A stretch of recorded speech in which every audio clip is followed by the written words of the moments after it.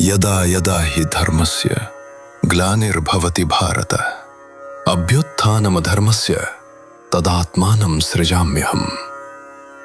अर्थात हे अर्जुन, जब जब इस संसार में धर्म की हानि होती है और अधर्म का उत्थान होने लगता है, तब तब मैं स्वयं को प्रकट करता हूं।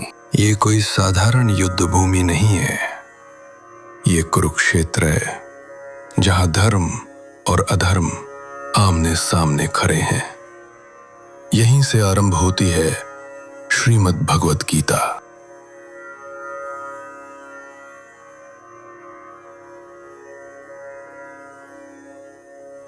हे संजय, कुरुक्षेत्र की धर्म भूमि में युद्ध की इच्छा से एकत्र होकर मेरे पुत्र और पांडु के पुत्र क्या कर रहे हैं? महाराज, जो कुछ युद्ध भूमि में घट रहा है मैं आपको सब बताऊंगा। जैसा है वैसा ही।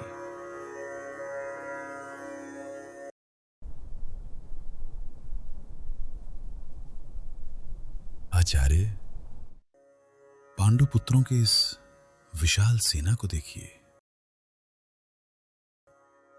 इसे आपके ही शिष्य बुद्धिमान धृष्टद्युम्न ने सजाया है। मैं देख रहा हूं, सेना सुव्यवस्थित है। यहां युद्ध में महान धनुर्धर खड़े हैं, भीम और अर्जुन, युयुधान, विराट और महारथी द्रुपद, धृष्टकेतु, चेकितान, पराक्रमी काशी नरेश, युधामन्यु, वीर उत्तमौजा, अभिमन्यु और द्रौपदी के पुत्र, ये सभी महारथी हैं। हे आचार्य, अब हमारी सेना के प्रमुख योद्धाओं को भी देखिए। आप स्वयं भीष्म पितामह, कर्ण, कृपाचार्य, अश्वत्थामा और अनेक वीर जो मेरे लिए प्राण देने को तैयार हैं, ये अपार है। और उनकी सेना भीम के भरोसे है।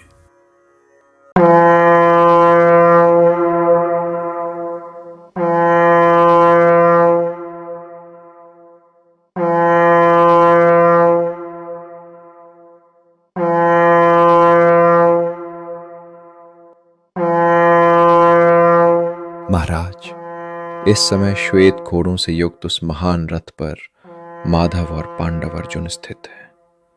दोनों ने अभी अभी दिव्य शंखनाद किया है। ऋषिकेश पांचजन्य फूंक रहे हैं, धनंजय देवदत्त बजा रहे हैं और भीम वह वृकोदर अपने महाशंख पौंड्र से युद्ध भूमि को अभी गुंजा रहा है। संजय, अब क्या हो रहा है कुरुक्षेत्र में?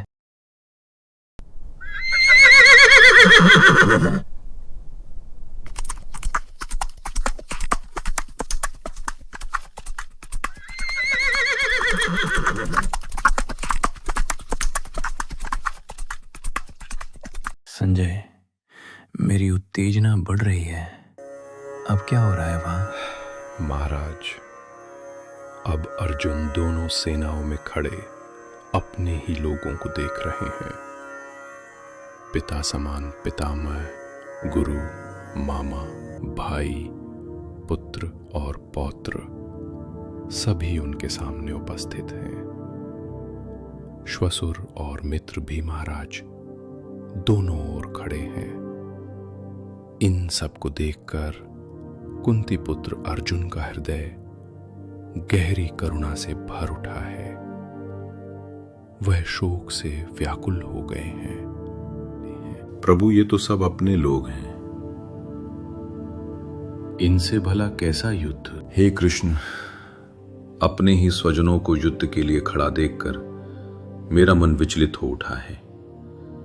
मेरे अंग शिथिल पड़ रहे हैं, मुख सूख रहा है, मेरा शरीर कांप रहा है और रोम रोम में सिहरन दौड़ रही है। मैं इस युद्ध को अब वैसे नहीं देख पा रहा हूं जैसा पहले देख रहा था। हे केशव, मेरे हाथों से गांडीव छूट रहा है, मेरी त्वचा जलने लगी है, मैं खड़ा भी नहीं रह पा रहा हूं, मेरा मन जैसे घूम रहा है, मुझे हर ओर अपशकुन दिखाई दे रहे हैं। अपने ही स्वजनों को मारकर इस युद्ध में मुझे कोई कल्याण दिखाई नहीं देता।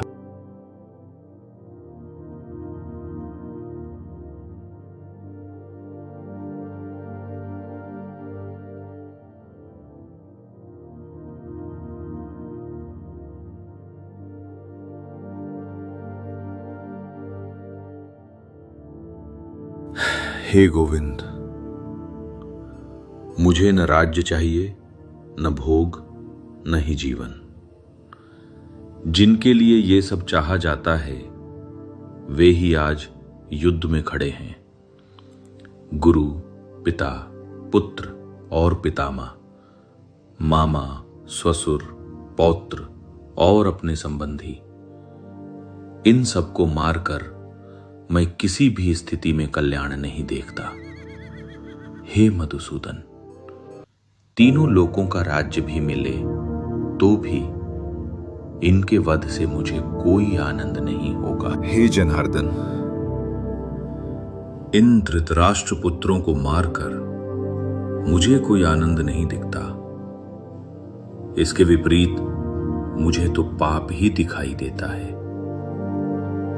अपने ही बंधुओं को मारना यह हमारे लिए उचित नहीं है।